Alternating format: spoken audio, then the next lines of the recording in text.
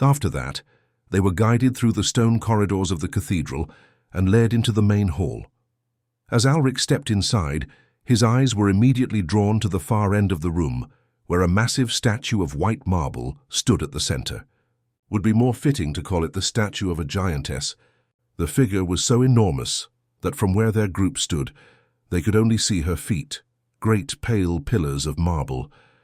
Alric had to crane his neck upward just to glimpse the rest. As his gaze ascended, he felt a strange sense of enchantment.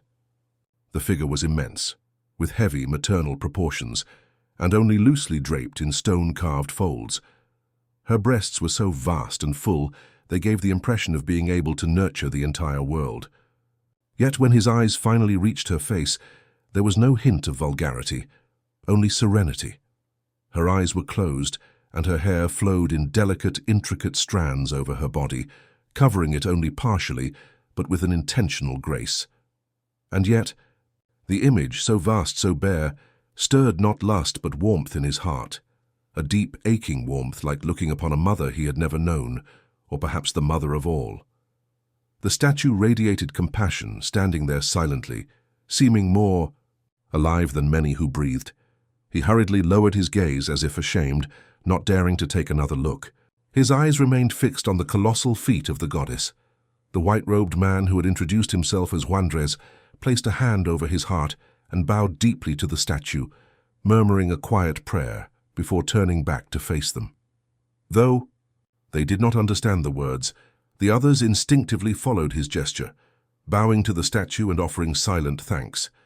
Then Juandres stepped forward and knelt upon a small circular pattern carved into the stone floor before the statue. With slow, deliberate movement, he pressed both palms together before his chest, then raised them high above his head. A soft whisper escaped his lips, an invocation or perhaps a greeting. He then lowered his hands, touching them to his forehead, heart, and finally to the ground in front of him. This act, elegant and rhythmic, seemed to mark the completion of a sacred salutation. In response, a faint hum echoed through the great hall. It was unclear whether it was the wind moving through ancient stone or something more. Juandres stood, calm and composed. He turned back to them and nodded once solemnly. "This is the Mother's grace," he said, "a greeting to she who watches." The group remained silent, moved by the moment, and followed him through a side corridor branching from the great hall, leading toward the guest quarters. As Alric glanced around, taking in the stonework and the flickering torches that lined the hallway, a group of women in white robes passed by. He froze for a moment, abruptly turning his head to watch them. For a breath of time he stood still, captivated. One of the women reminded him of the statue. There was something eerily familiar about her. "Are these the nomads who recently arrived seeking refuge?" A voice asked as the group of nuns continued toward the main hall. They moved together in quiet conversation. "What do you think, Serena?" someone asked the girl, walking at the center of the group, glancing toward her. Serena merely nodded, her expression unreadable. She didn't reply. As cold as ever," the girl muttered under her breath. "Karina, be respectful," another nun chided gently. "She's the one most favored by the Mother Reverend," she added, almost in reverence. "So what, Beatrice? It's not like she's the mother herself," Karina replied with a slight scoff. Serena walked ahead of them, paying no attention to their words. They finally stopped before the towering statue of the goddess, standing together in silent reverence beneath her watchful presence. Without a word, each nun moved in unison, stepping onto the circular marking at the statue's base. As one, they performed the same ritual Alric had seen moments before. Palms together, raised overhead, lowered to forehead, heart, and floor. The harmony of the motion and the sacred stillness that followed made the air feel heavy with meaning. For a moment, it felt as though the stone itself breathed with them. Then they stood, placing their hands over their hearts and bowing once more before slowly stepping back, never turning their backs to the goddess. In silence, they filed into the adjacent hallway. After a short walk, they stopped before a carved wooden door. Serena stepped forward and knocked gently. Moments later, the door creaked open. An elderly woman greeted them with a soft smile and stepped aside to let them in. Serena entered first, followed by the others. "Greetings, Mother Reverend," Serena said, bowing her head. The rest followed suit, all eyes drawn to the woman seated upright on the large bed at the far end of the room. She looked to be in her 70s, perhaps 80s, but carried herself with grace and strength. Her skin was healthy and softly glowing, her frame full-bodied yet regal. Her long white hair flowed around her like a mantle, and her gaze, warm and knowing, passed over each of them like sunlight through mist. "May the Mother's abundant care fill your lives," she greeted, her voice a calming balm that seemed to ease all tension from the room. "Have you completed the evening greetings?" she asked gently. "Yes, Mother," Serena replied.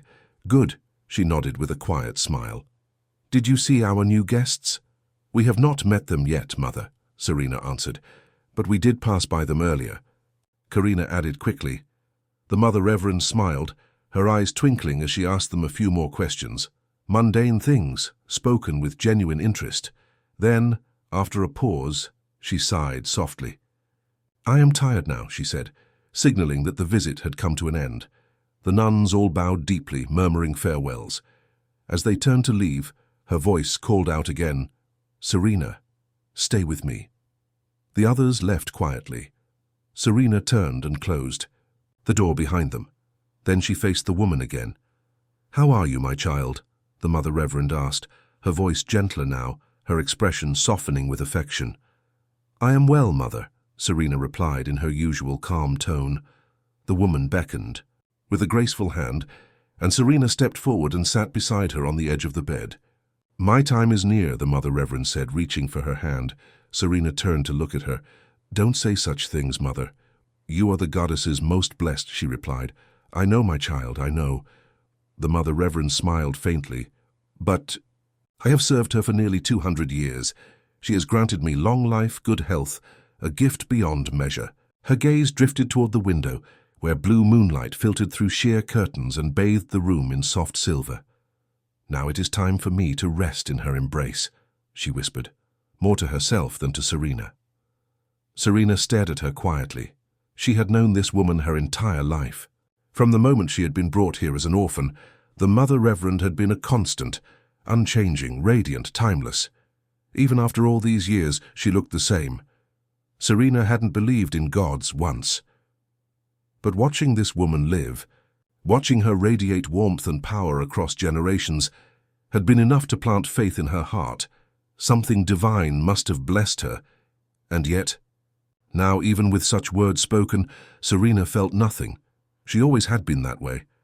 Emotions came to her like foreign languages, unfamiliar, abstract, hard to grasp. The Mother Reverend studied her in silence, then smiled again. "Don't worry. It's not as if I'll be leaving tomorrow," she said, trying to lighten the moment. "I just wanted to share this with you, but there is still time left." They sat together for a while in comfortable silence. Eventually, Serena rose and offered a quiet bow. "I will take my leave now, Mother." She left the room and closed the door gently behind her. The elderly woman who had opened the door earlier stepped back into the chamber. Her expression was troubled. "What a strange child she is," she said softly. "You've raised her all these years, and yet she showed no emotion, not even to such a truth." "Is that so?" the Mother Reverend replied, turning toward her with a faint smile.